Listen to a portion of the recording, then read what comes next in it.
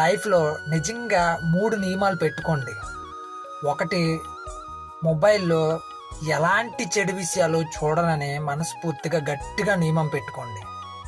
రెండోది, మొబైల్లో చెడు విషయాలు చూసేవాళ్ళు, మీకు చెడు విషయాలు చెప్పే వాళ్ళతో స్నేహం చెయ్యను, చెడు విషయాల గురించి డిస్కస్ చేసే వాళ్ళతో స్నేహం చెయ్యనని గట్టిగా నియమం పెట్టుకోండి.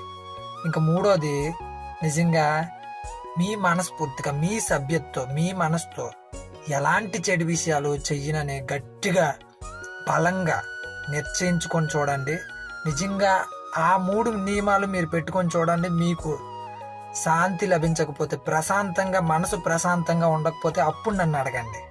నిజంగా చెప్తున్నాను, మీకు ప్రశాంతత కానీ ఈ 3 నియమాలు పెట్టుకున్న తర్వాత కానీ మీకు దొరకకపోతే అప్పుడు నన్ను అడగండి.